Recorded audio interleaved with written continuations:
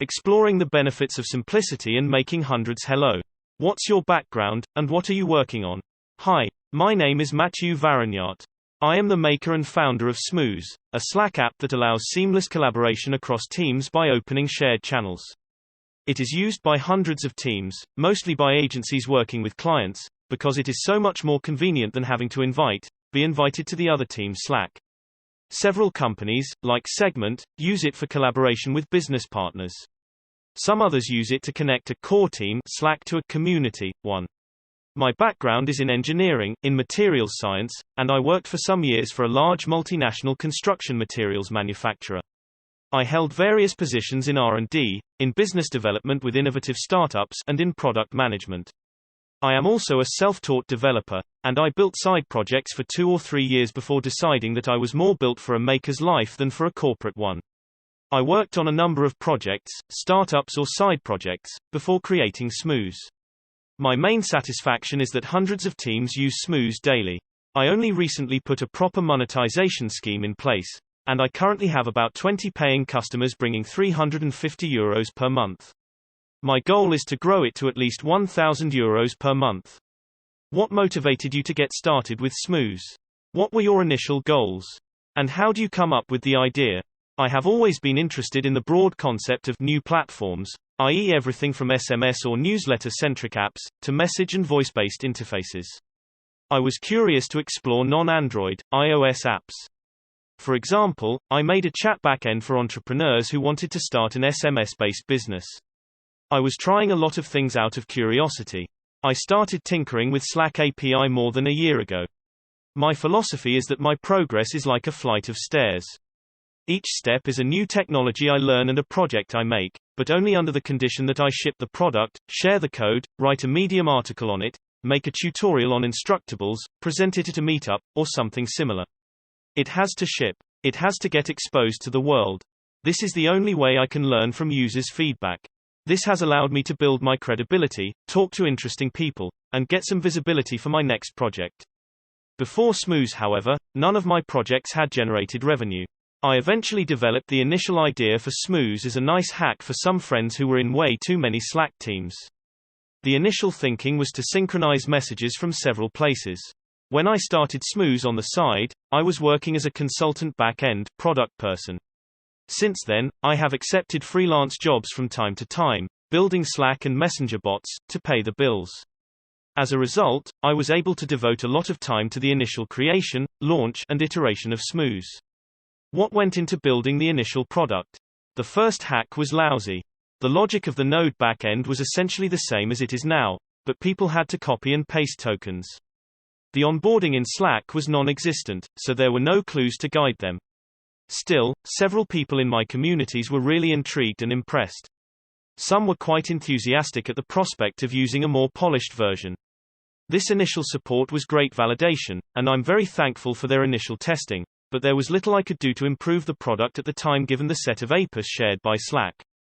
And then in December 2015, Slack announced their app directory and a new set of API endpoints. I vividly remember waking up that morning, checking out Medium, and reading their blog post. Wow, I could turn it into a real app now.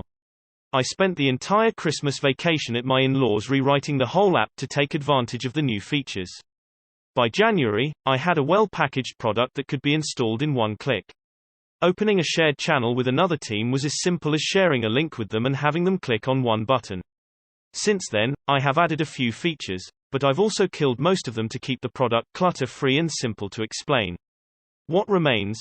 Users can open a free in-browser video chat with the other team, create shared channels with many teams, or several channels with the same team, turn shared channels into private groups, and manage the channels and invitations from a dashboard.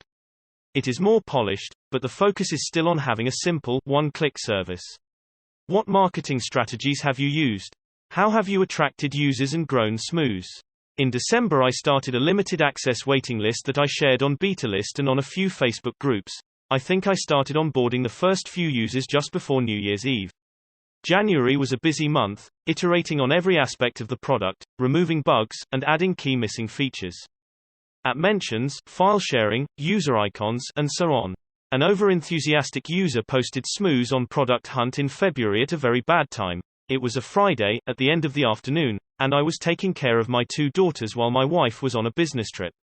It was possibly the worst possible time. Thankfully, the PH team was kind enough to temporarily remove it, and I got it reposted the following Tuesday. It brought a nice number of new teams, 100 I think, some of them are still among the biggest users. By March I had about 300 registered teams, with perhaps 20% of them regular users. Since then, I have been naturally well positioned in terms of SEO for most relevant queries, and I also got Smooze into the Slack directory, which brings a small but steady influx of users. While marketing is not my strong suit, I've tried to go against my nature. I wrote a few articles on Medium, some of which got quite popular. I organized several meetups, including the first Slack France meetup, as well as contributing to the ongoing Chatbots Paris meetup. I tried direct sales to agencies and companies I thought would need it, but that was not very successful. I have not tried advertising, though perhaps I will, but the feedback I got from other Slack app makers was that the impact was limited. As of yet, I have not found a reliable, repeatable way to get in front of my ideal customers.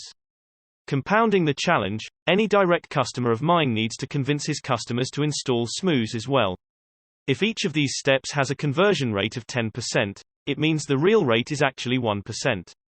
Courtland from Indie Hackers: it's easy to ignore the people you already have, but they're your best source for learning where your customers hang out, how they hear about new products, what benefits and messaging appeals to them, etc. What does work for me is to talk to all the users in the trial stage. I think I have 600 conversations in my Slack account right now. I've gotten an incredible amount of feedback from these conversations, and many customers signed up because of them.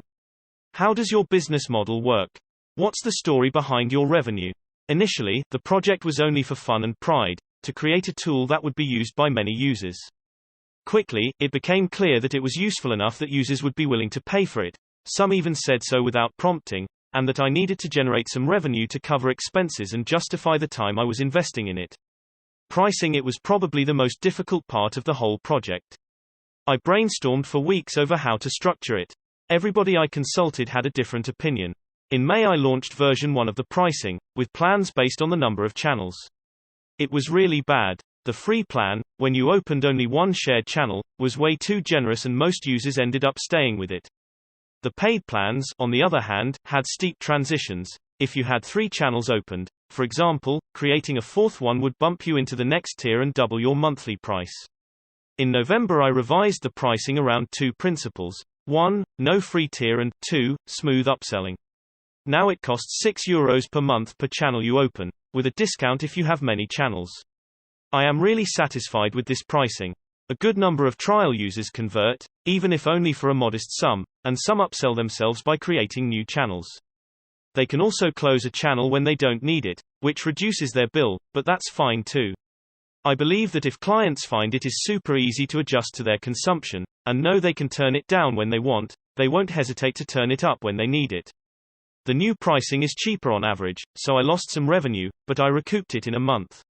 My revenue is now growing at a healthy pace, around 6 to 8% per week, with currently around 20 paying customers and €350 per month. What are your goals for the future, and how do you plan to accomplish them? I plan on doubling my revenue in the next few months, and hopefully reaching my objective of €1,000 per month by the end of the year. That would be a nice milestone. Also, I am cautious of wanting to build more stuff on top of Smooze. I don't think it needs many more features. I've spent a month building an integration for MS Teams, a Slack competitor, so that users will be able to connect to, from both Slack and MS Teams. I think both the platform and my product are neat, but I'll need to wait for the full launch of MS Teams to see if users like it and if it moves the needle in terms of revenue. We'll see. I think I'll mostly spend my time on marketing opportunities instead. What are the biggest challenges you've faced? Knowing what you know now, what would you do differently if you had to start over? Smooze was a great learning experience for me. It was full of the fun types of challenges, from idea to product, from launch to scaling, and from waiting list to users to CU. Stomas. I think, at the beginning, that makers should not hesitate to have their initial users try really crappy initial versions. Even if you are ashamed of the quality of the product at this stage, you learn a lot from these early interactions. Courtland from Indie Hackers couldn't agree more. You shouldn't be adding features unless you understand your customers' needs very well and you have strong evidence those features will lead to more sales. The second point is to try to keep the big picture in mind and not get distracted. The product should do one thing really well. I think I was relatively disciplined regarding adding features, but I still coded a lot of things that users were not clamoring for, that I had to scrap later on. The simpler the product, the simpler the onboarding and quality control.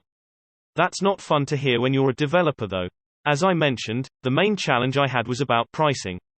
Now, for my own projects or for my fellow solo bootstrap makers, I have one solid mantra: get rid of your free tier. I think I should write a Medium post about it. That might be good marketing for Smooze, too smiley face.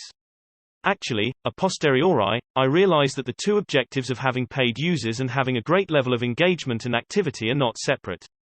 They converge quickly, because free users are less committed to the product anyway. After a few weeks, only paid users are really retained. What were your biggest advantages? Was anything particularly helpful? Obviously, timing was good. Being there in the early days of the Slack directory gave me a good amount of visibility. While visibility is nice, it is not sufficient in the long run. The biggest advantage of Smooze from the beginning was the focus on simplicity. Other solutions exist out there, but they are all clunky. Smooze allows you to share one link, and your contact has to make one click. That's it. The second factor that users like a lot is that I am always available to discuss. It can be to discuss features, blocking points, payment, whatever. One user said, and I'm super proud of it, I came for the trial, I was not expecting friendship. Another one cancelled his payment. I jumped on the phone, we had a long chat, and not only did he restart his subscription, he actually tripled his business with me. Courtland from Indie Hackers is a small business. The ability to be personally available is one of your biggest advantages. Don't throw it away. I think indie makers, or even startups, are naturally more able to create this sort of emotional bond with their users. I see some trying to sound serious, official, and corporate but I think it is a wasted opportunity and a bit sad. Where can we go to learn more? I am active on Twitter and Medium, where I write mostly about conversational interfaces. I can obviously be reached by chat on Smooze, but I'd be also very happy to answer questions in the comments below. Matthew, creator of Smooze, want to build your own business like Smooze? You should join the Indie Hackers community. Hugging face, we're a few thousand founders helping each other build profitable businesses and side projects. Come share what you're working on and get feedback from your peers. Not ready to get started on your product yet? No problem. The community is a great place to meet people, learn, and get your feet wet. Feel free to just browse. Courtland Allen, Indie Hackers founder. Disclaimer: I wanted to record Indie Hacker interviews so that I would be able to listen to them as I drive or work out. I do not own this content, so please support the Indie Hacker community by reading the original interview via the link in the description.